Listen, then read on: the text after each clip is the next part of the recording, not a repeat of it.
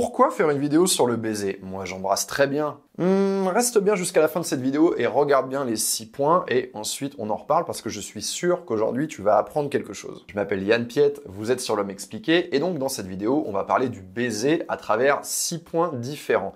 Pourquoi cette vidéo? Eh bien, parce que le baiser, c'est un langage à lui tout seul et avec ce langage, soit on s'est compris et c'est génial, ou soit on ne s'est pas compris et c'est tout de suite un petit peu moins bien. Je suis sûr que tu as déjà expérimenté la chose suivante. Un homme t'attire, vous vous tournez autour, vous vous rapprochez et au moment de vous embrasser, c'était pas si terrible et tout à coup, tu sens que ton attirance pour lui, elle a diminué. Eh bien, cette situation, elle peut être vécue évidemment dans les deux sens. Donc aujourd'hui, je vais essayer d'ouvrir les horizons sur le baiser et chercher à te donner des conseils que tu n'as peut-être jamais entendus ailleurs. C'est parti. Ce n'est pas très intuitif, mais on va commencer cette vidéo sur le baiser par parler du refus d'un baiser. Alors bien sûr, on peut vouloir refuser un baiser parce que celui-ci arrive trop vite ou à un moment qui est mal choisi, mais c'est pas de ça dont je veux parler. Moi, je veux parler d'un refus d'un baiser dans le cadre du jeu de séduction. Donc on veut créer un petit obstacle, on veut jouer au chat et à la souris. Et ça, c'est très intéressant parce que c'est un moment qu'on veut atteindre et plus ce moment est retardé, plus on va créer de tension. Donc ce que vous voulez faire, c'est refuser un baiser, mais rester dans le jeu de la séduction. Pour ça, il faut vraiment se servir du non-verbal et avoir tous les codes du baiser, à savoir, vous allez vous regarder intensément, vous allez regarder ses yeux, sa bouche, vous allez un petit peu incliner la tête, diminuer le rythme, et au moment de s'embrasser, vous allez simplement esquiver, pivoter un petit peu, et lui dire quelque chose dans l'oreille comme « Alors, on a envie de m'embrasser ?» Là, on est dans le jeu et on veut véritablement appuyer ça avec son non-verbal, avec du sourire, avec du contact physique. Il faut que l'autre comprenne que ce n'est pas un stop, il n'est pas recalé, c'est quelque chose qui veut dire essaye encore mais un petit peu plus tard ou en tout cas pas tout de suite mais tu vas voir, ça va être génial. Ce que vous pouvez tout à fait faire dans le cadre d'un rendez-vous, c'est rendre ce baiser derrière. C'est-à-dire que on peut imaginer ce rendez-vous où il cherche à vous embrasser au moment de vous séparer, donc vous esquivez le baiser. Puis, ensuite, une fois que vous avez commencé à vous éloigner, vous pouvez faire demi-tour, revenir vers lui, l'attraper par le col ou par le cou, et là, l'embrasser intensément. Et croyez-moi, si vous faites ça, il va s'en souvenir. Mon point 2, il concerne pas le premier baiser, mais tous les autres derrière, ceux que vous allez pouvoir échanger quand vous êtes en couple.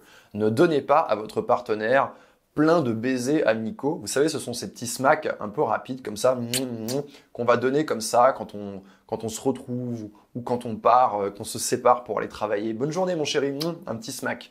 Ce baiser, il n'y a rien qui se passe dedans. C'est vraiment une espèce d'automatisme. Et globalement, ça diminue la valeur du baiser dans les yeux de votre partenaire. C'est un truc comme ça qu'on s'échange comme ça rapidement, sans trop avoir d'émotion, sans penser à rien. Presque ça nous fait chier. Donc ce que vous allez faire, c'est que vous allez éviter de les distribuer trop souvent, ces petits baisers qui ne servent à rien. Soit vous embrassez votre partenaire vraiment, avec une intention, soit vous ne l'embrassez pas. Imaginez que le baiser a une valeur. Si ce sont des billets de 100 €, vos baisers, vous allez faire très attention. Au moment où vous les donnez, vous n'allez pas les éparpiller et les laisser traîner n'importe où.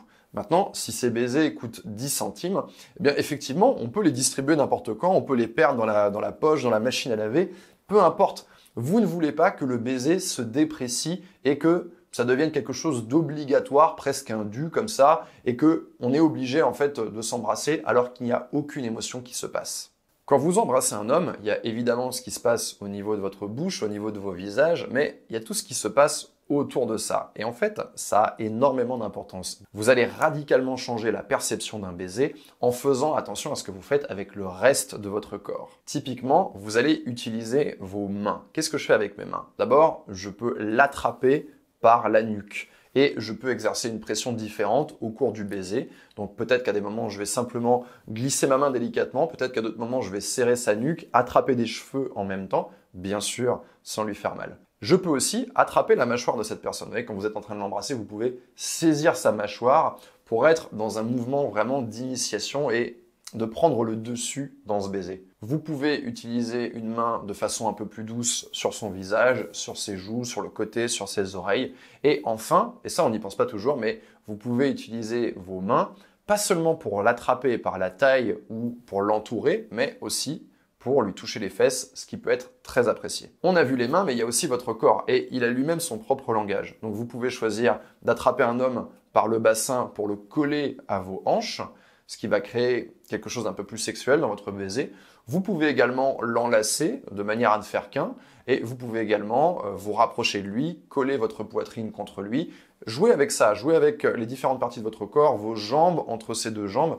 Vous allez voir que vous allez pouvoir donner plein de variations à vos baisers de cette manière. On va parler de l'avant-baiser, parce que avant de s'embrasser, c'est très important. Ça va vous conditionner pour la suite. C'est comme au cinéma, quand vous vous asseyez dans ce gros fauteuil rouge et que vous commencez à sentir l'odeur du popcorn et à voir des bandes annonces, même si le film qui suit derrière ne va pas être intéressant, vous êtes déjà conditionné pour avoir des bonnes émotions. Donc l'avant-baiser, c'est vraiment primordial, c'est aussi important que le baiser en lui-même. Qu'est-ce que vous voulez faire durant cet avant-baiser? Vous voulez préparer votre partenaire justement à recevoir toutes ces émotions. Et pour le préparer, il faut qu'il puisse anticiper. Donc moi, ce que je vous conseille, c'est que plutôt que de se jeter sur lui et de le prendre par surprise, ce qu'on peut avoir tendance à faire quand on est un petit peu timide, on va être un peu brusque, un peu maladroit et on va foncer comme ça, moi je vous conseille de passer tout l'avant-baiser en slow motion.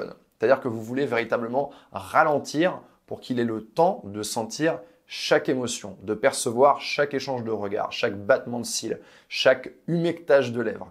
Donc vous voulez véritablement ralentir les choses. Regardez-le dans les yeux, regardez sa bouche. Vous pouvez humecter vos lèvres, vous pouvez passer votre langue dessus, incliner doucement la tête. Avancez doucement vers lui, ne faites pas la totalité du baiser toute seule, il doit participer, il doit venir également s'unir à vous, il doit venir le chercher, ce baiser, et vous allez véritablement chercher à amplifier la sensation en posant vos lèvres en douceur sur les siennes.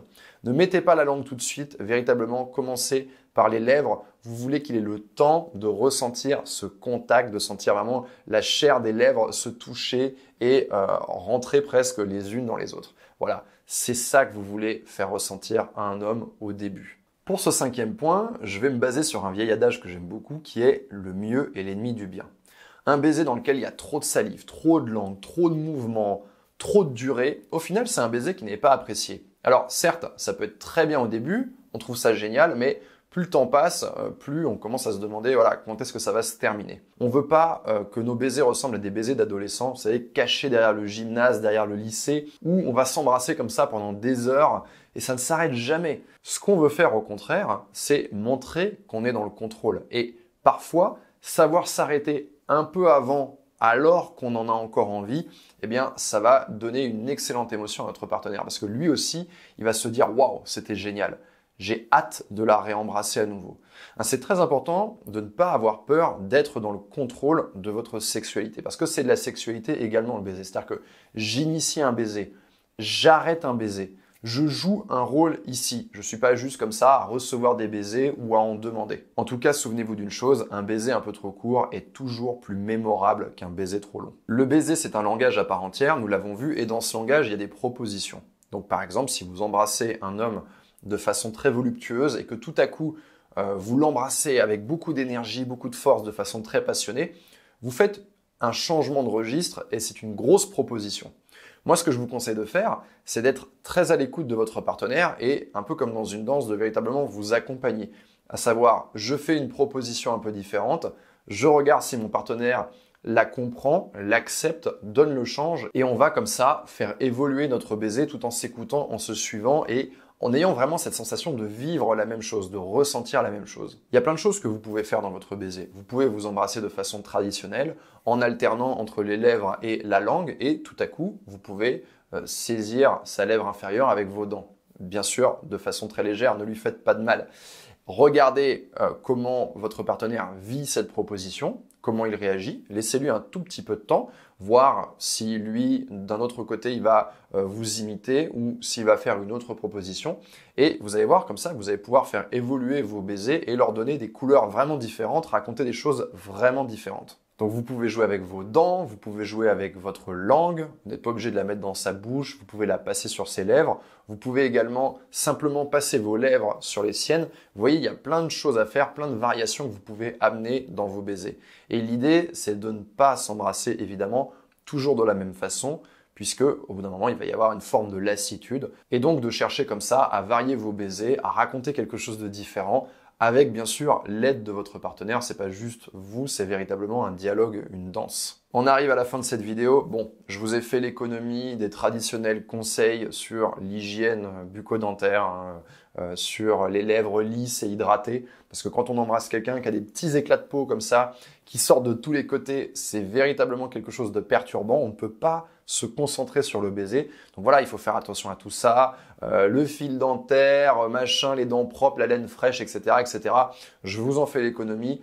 J'ose espérer que vous avez déjà couvert ces points par vous-même. J'espère en tout cas que cette vidéo vous a plu. Si c'est le cas, vous pouvez me le faire savoir en mettant un pouce vers le haut. Vous pouvez vous abonner à ma chaîne et dites-moi en commentaire ce que vous en pensez. Est-ce qu'il y a des choses que j'ai oublié de rajouter, est-ce qu'il y a des choses auxquelles je n'ai pas pensé? C'est tout à fait possible, donc je vous invite à échanger vos différents points de vue sur les baisers que vous adorez et les baisers que vous détestez dans les commentaires de cette vidéo. C'était Yann et je vous dis à très bientôt.